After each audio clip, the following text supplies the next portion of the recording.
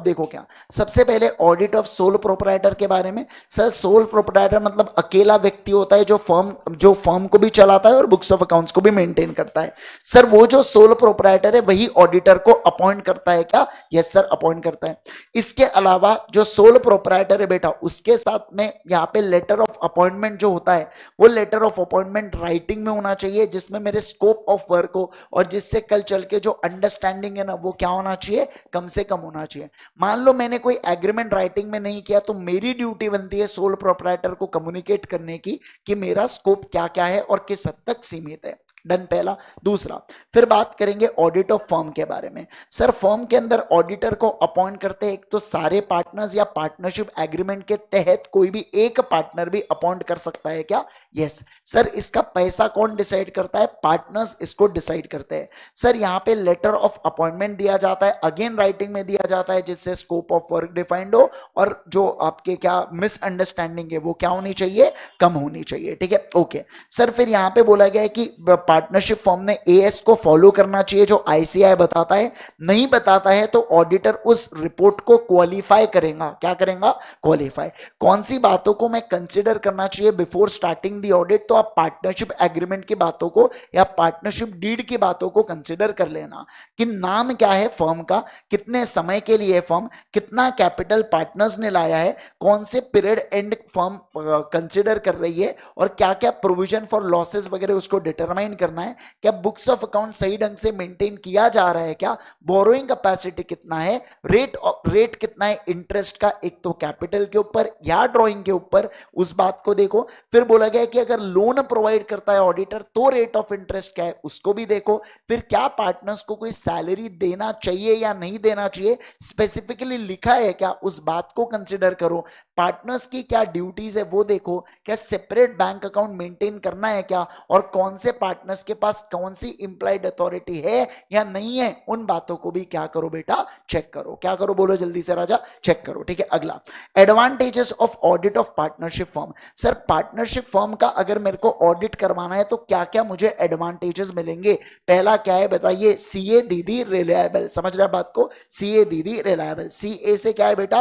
Control. मैं audit कराता हूं तो ये सेफगार्ड के तौर पर काम आते हैं वर्किंग पार्टनर के ऊपर, क्योंकि हो सकता है वर्किंग पार्टनर चोट्टे हो बट बाकी जो पार्टनर्स है वो चोट्टे नहीं हो। तो जो स्लीपिंग पार्टनर है वो तो बेचारा सोया है, उसको थोड़ी पता ये वर्किंग वाला क्या क्या काम कर रहा है। तो इसलिए ये ऑडिट कराऊंगा तो वो लोग डर के रहेंगे। वो मतलब कौन? वर्किंग पार्टनर डर के रहेंगे। दूसरा सीए से क्या है? एडमिशन। जब भी कोई नया पार्टनर आता है वो कहता है वाह वाह तुम्हारे ऑडिटेड तो अकाउंट ऑडिटेड अकाउंट्स है, तो मुझे कितनी गुडविल देना है, मैं इजीली इसके ऊपर ट्रस्ट कर सकता हूं। फिर दीदी। फिर इसके बाद क्या है? दीदी से क्या है बेटा? डिस्प्यूट से, और दूसरे से डिसोल्यूशन। सर डिस्प्यूट हुआ, समझना बात को, दीदी जो है बेटा वो एक तो घर में झगड़े लगाएंगी या घर को डिसॉल्व करा के मानेंगे आपस याद। ठीक है, आइए अब समझिए। अब देखो आप क्या करो, ऐसा सही नहीं बोल रहा हूं मैं, ऐसा है ना, मैं वो बुआ, लेकिन वो नहीं, मैं नहीं समझिए मेरा क्या कह रहे हैं, समझिए रुको। मैं कह रहा हूं यहाँ पे डिस्प्यूट्स के बारे में बात करेंगे बेटा, कि अगर सुनिए ना, कि अगर पार्टनर्स के बीच में डिस्प्यूट्स है तो रिलायबल अकाउंट्स, ऑडिटेड अकाउंट्स की मदद से क्या आप चीजों को इजीली सेटल कर सकते हो क्या? हाँ सर। ये जो डिस्प्यूट्स की जो रिस्क होती है इसको भी आप मिटिगेट कर सकते हो क्या? हाँ सर, कर सकते हो। डिसोल्यूशन। सर मान लो फर्म डिसॉल्व हो गई तो जो पार्टनर चले गया वो तो नहीं आ सकता, पर उसके लीगल रिप्रेजेंटेटिव आ सकते हैं और वो आपसे क्लेम करेंगे पैसा। तो वो क्लेम करेंगे तो उनको ऑडिटेड अकाउंट्स के ऊपर भरोसा होगा क्या? हाँ सर, बिल्कुल बिल्कुल भरोसा होगा। ठीक है, और रिलायबल से क्या बोला जा रहा है? कोई भी व्यक्ति अगर मुझे पैसा देना चाहता है तो उसको ऑडिटेड बुक्स ऑफ अकाउंट्स के ऊपर ज्यादा भरोसा होने वाला है। क्या होने वाला है? बोलो, ज्यादा भरोसा होने वाला है। ठीक है, क्विक रिवीजन एकदम, आपको एग्जाम से पहले बहुत मदद होगी इससे। अब देखो क्या ऐसे कौन से मैटर्स है जो स्पेसिफिकली कंसीडर करना चाहिए in accounts of audit of partnership. पहला, लेटर ऑफ अपॉइंटमेंट कौन साइन करना चाहिए? पार्टनर्स ने, जिसके अंदर nature and scope of audit के बारे में लिखा हो कि एक पार्टनर क्या कर सकता है, किस हद तक कर सकता है, वो पूरी बातें उसके अंदर होनी चाहिए क्या? Yes sir. अगला, पार्टनरशिप डॉक्यूमेंट। जैसे मिनट्स बुक को मैं चेक करूंगा कि पार्टनर्स ने कौन कौन सी बातों को अथोराइज किया है या नहीं किया है।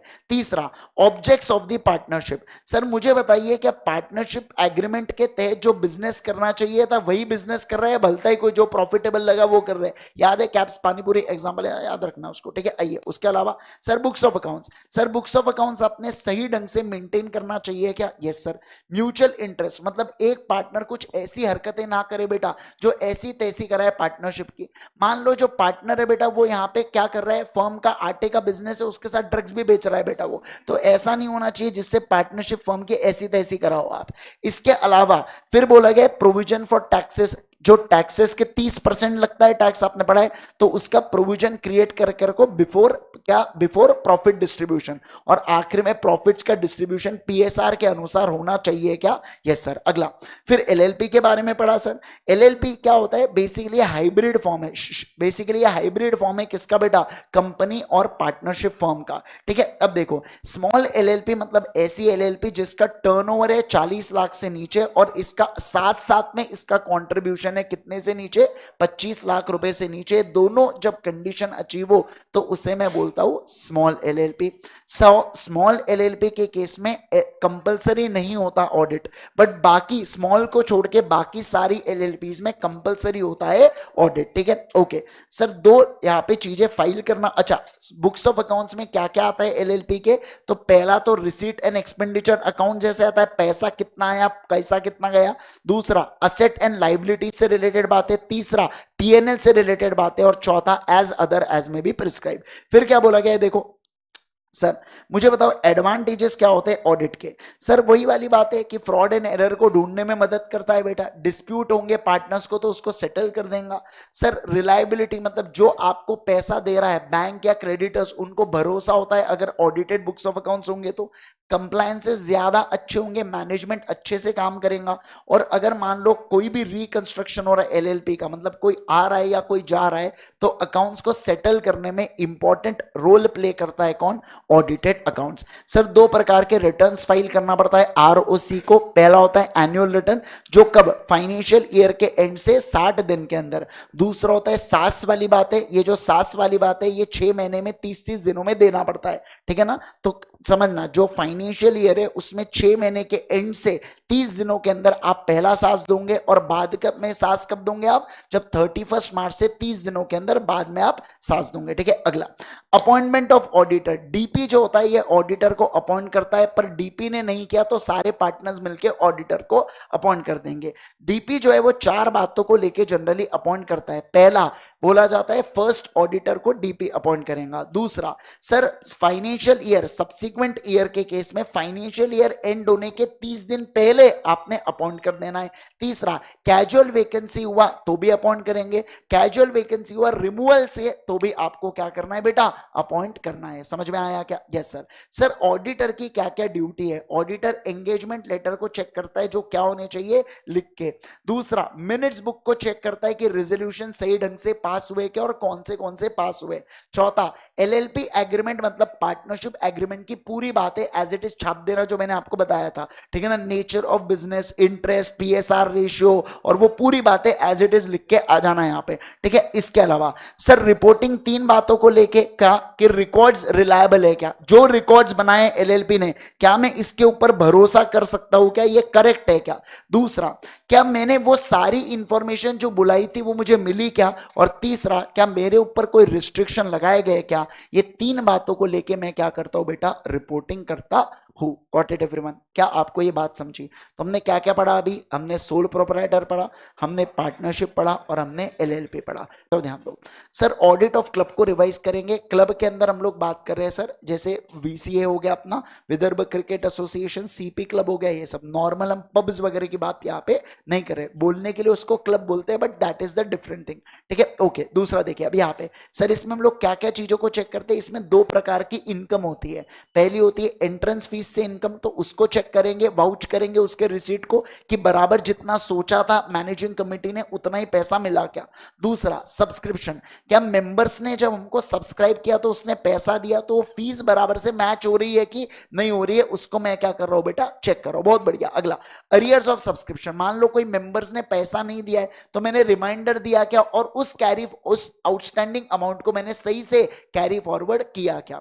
फिर उसी के रिगार्डिंग अरिथमेटिकल एक्यूरेसी देखूंगा, कुछ ऐसे जो ऐसे ड्यूज जो इररिकवरेबल हो रहे हैं तो मैंने क्या एक्शंस लिए उनको पैसा वसूलने के लिए वो। और दूसरा, अगर मान लो कोई चीज रिकवरेबल होंगी नहीं तो मैं उस बात को ऑडिट रिपोर्ट के अंदर मेंशन कर दूंगा। क्या कर दूंगा, ऑडिट रिपोर्ट। फिर देखो सर प्राइसिंग कैसी होनी चाहिए, नॉर्मल जीपी मार्जिन। कैसी होनी चाहिए बोलो, normal GP margin. Sir member के अकाउंट्स को अगर आपने डेबिट किया, ट्रेस करो जो भी आपने सप्लाई किया सर्विसेज को, और बाद में उनसे पैसा रिकवर हुआ या नहीं हुआ उसको भी मुझे चेक करना होगा। फिर परचेस अगर क्या है, मान लो कोई फर्नीचर आइटम, क्रॉकरी, किसी भी चीज का, तो उसके बारे में आप देखो। फिर बोला जा रहा है जो इन्वेंट्रीज है वो सही ढंग से मेंटेन होना चाहिए, फिजिकली वेरीफाई होना चाहिए समय समय पर। इन्वेस्टमेंट्स है वो आपके फाइनल अकाउंट्स में शो होने चाहिए सर, और जो भी उसका इफेक्ट होता है वो फाइनेंशियल अकाउंट्स में आपने लेना चाहिए करंट रेट के हिसाब से। और मैनेजमेंट के पावर्स क्या है, और मैनेजमेंट अगर अपने पावर को एक्सीड कर रहा है तो उस सिचुएशन के अंदर आप क्या बोलोगे, आप उन चीजों को चेक करोगे। क्या करोगे बोलो, चेक करोगे। ठीक है, कहानी की तरह बातों को याद रख लेना। आपको किसी क्लब को इमेजिन करके वहां पे क्या क्या हो रहा है वैसा थोड़ा सा सोचना पड़ेगा, तब आप लिख पाएंगे। ठीक है, इजी है टॉपिक, बट मैंने आपको कहा आपको इतना वो क्या है, बहुत ज्यादा जनरल है तो उसको एकदम ही ध्यान रखना मुश्किल होगा। सो होप सो आप सभी लोगों को ये रिवीजन बहुत ही मजेदार लगा हो। बेटा आगे बढ़ने से पहले जरूर से इस चैनल को सब्सक्राइब कर दीजिएगा। इसके अलावा वो लोग जो हमसे ज्यादा स्ट्रक्चर्ड तरीके से, बेटर तरीके से पढ़ना चाहते हैं हमारे रेगुलर बैच से, तो आप हमारे साथ ऑनलाइन भी पढ़ सकते हैं। igsir.in इस वेबसाइट के ऊपर आपको हमारे क्लासेस मिल जाएंगे। पर अगर आप नागपुर से बिलोंग करते हैं तो डेफिनेटली आप फेस टू फेस क्लासेस को अटेंड कीजिए। डीजीएस कैप्स में आप ये 2 नंबर के ऊपर कॉल करके या मैसेज डाल के इनसे इंक्वायरी कर सकते हैं। राइट, तो see you all, thank you so much once again, bye bye, take care.